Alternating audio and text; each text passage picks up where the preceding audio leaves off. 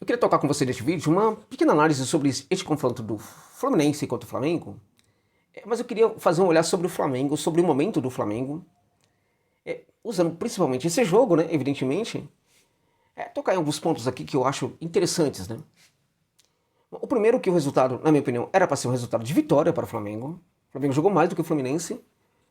Também, em virtude da expulsão do Felipe Melo, né, logo no começo do segundo tempo. Mas o que é mais interessante de nós notarmos aqui é que quando estavam as duas equipes com seus 11 homens em campo, também em tal situação, o Flamengo foi melhor do que o Fluminense. O Flamengo fez um primeiro tempo soberbo, muito bom mesmo, com alguns traços interessantes de um tipo de futebol que a equipe sonha, né? Que a torcida sonha que a equipe pratique, sob o comando do Jorge Sampaoli. A equipe do Flamengo buscou o protagonismo o tempo inteiro desde o começo da partida. Então a ideia de termos ali um jogo de trocação, pouco a pouco foi ficando de lado, porque o Flamengo buscou e conseguiu concretizar o seu domínio sobre as principais ações dentro de campo. Teve um primeiro tempo em que poderia ter saído vencedor, na partida poderia ter saído vencedor, não fosse Gabigol perder gols, né? Não fosse, por exemplo, a Arrascaeta, que não tá bem, né? Não tá bem, perder gols, e na minha opinião também, o próprio São Paulo, que é hoje o cérebro por trás dessa equipe, que pode sim surpreender nessa temporada ainda aqueles que acham que o Flamengo já pode ser deixado de lado, né? O São Paulo pode também fazer essa equipe ser competitiva e vencedora, mesmo nessa temporada de 2023 mesmo. O Jorge Sampaoli também, a meu ver, se equivocou neste jogo em alguns pontos aqui. Quero também tratar com vocês aqui sobre este ponto. Antes disso, chamar sua atenção para o fato de que este vídeo tem um patrocínio da UAnXBet para você que curte uma aposta esportiva. Deixando claro para você que curte uma aposta esportiva, tá? Então eu sugiro a você que aposte numa gigante mundial bookmaker, que é a UAnXBet, que entrega para você assim, o lucro dos seus ganhos com muita facilidade, sem nenhuma burocracia, né, gente? É uma casa de aposta que trata você como consumidor e não apenas como um mero apostador qualquer. Então, se você não conhece, o link aqui está na descrição do vídeo e também no comentário fixado para se cadastrar na UAnXBet. Porém, coloque também lá o código promocional UANXJOSA, que é um código comunicador, para dizer para eles que vale a pena investir aqui no canal. Você só chegou lá por causa da dica do José Novales, de tal sorte que eles vão continuar a dar uma força aqui para o meu trabalho. Tá bom, gente? Bom, e de quebra, pegue o lápis e papel, que vou dar para você dicas de apostas legais para o dia de hoje. Pode ser? 1, 2, 3, 4, 5, 6, 7, 8, 9, 10. Vamos lá. Manchester City contra a equipe do Real Madrid. Semifinal da Champions. Jogaço, gente. Por certo que muitos gols podem sair ou não. Agora, é muito provável que as duas equipes marquem. Se é assim, vão em 2 gols, porque é mais seguro, né? Então, no mínimo 2 gols nessa partida, ou você pode colocar que vai ter um gol pelo menos no primeiro tempo. Copa do Brasil, Palmeiras e Fortaleza, para mim é a promessa de 2 gols também, né? 2 gols podem ser nessa partida aí. Ambas marcam? Pode ser, mas eu iria em 2 gols que vão sair nessa partida aí. Sport contra São Paulo, para mim é empate ou vitória do Sport. Atlético Mineiro contra o Corinthians, para mim é empate ou vitória do Atlético Mineiro. Grêmio e Cruzeiro, no primeiro tempo desse jogo, o que vai ser? Não sai mais de um gol no primeiro tempo dessa partida aí, na minha opinião. Santos e Bahia, na minha opinião, também, no primeiro tempo, sai um gol, pode sair um gol, não sai mais de um gol. Essas dicas aí, eu deixo pra você, anota aí, faz a sua pezinha lá, cadastra-se lá, usando o link que está na descrição do vídeo e também no comentário fixado. Beleza, gente? Flamengo e Fluminense. Bom, o Flamengo de fato jogou para ganhar, buscou o protagonismo o tempo inteiro, fez o primeiro tempo muito acima da média, apresenta queda de rendimento no segundo tempo, e aqui eu trago um ponto. De onde veio a queda de rendimento?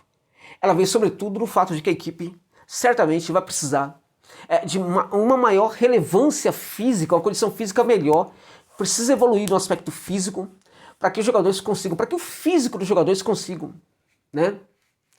Trabalhar a proposta do São Paulo dentro de campo.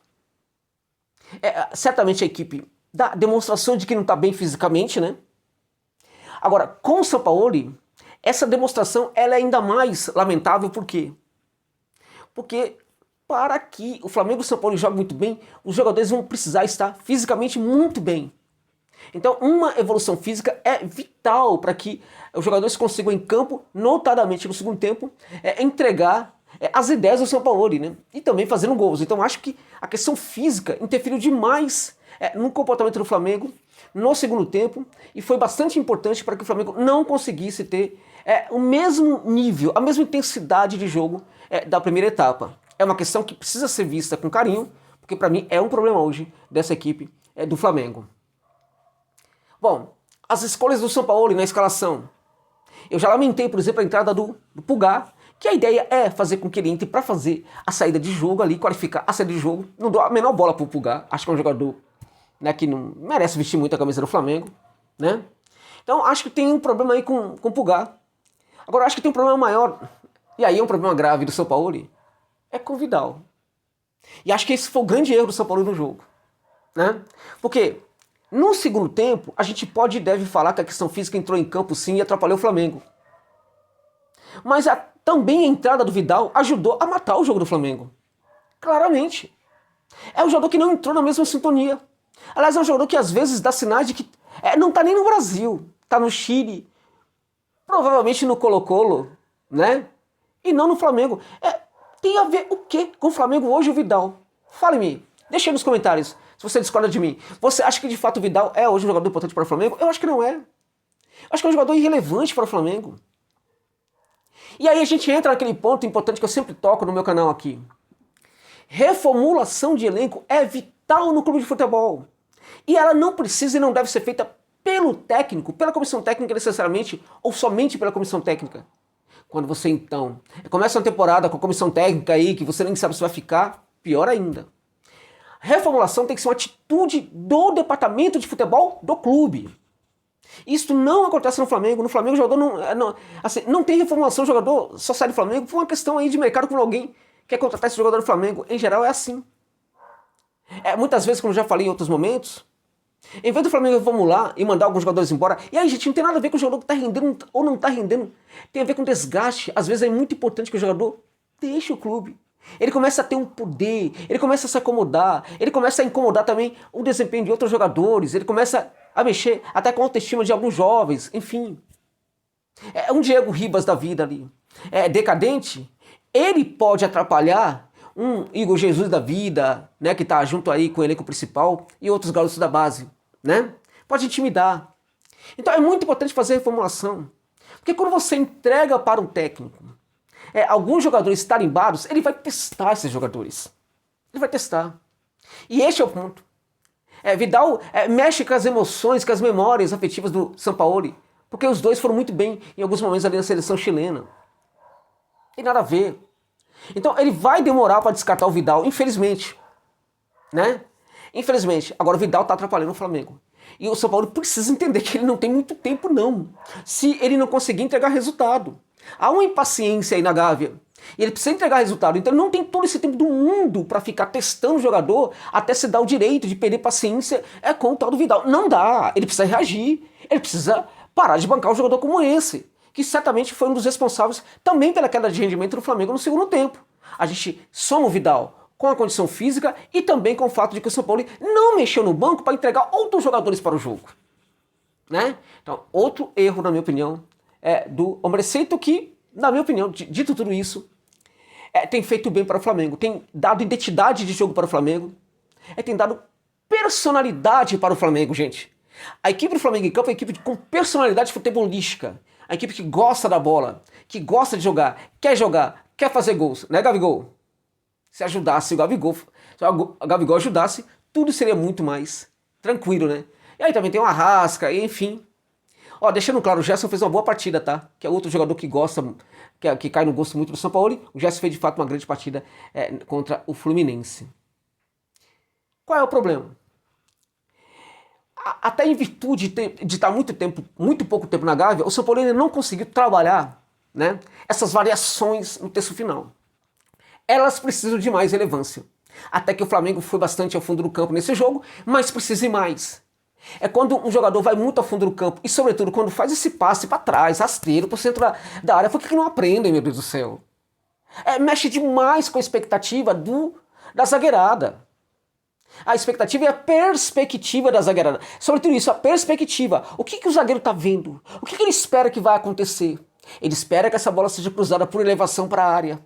Quando essa bola volta, sobretudo por cento do campo rasteira, meus amigos, e vem alguém de trás, pá! O zagueiro não sabe o que fazer. Então, ir ao fundo do campo é importante. Ir e não ir ao fundo do campo também é importante. Daí a importância do fundo do campo. Porque ele favorece muitas variações.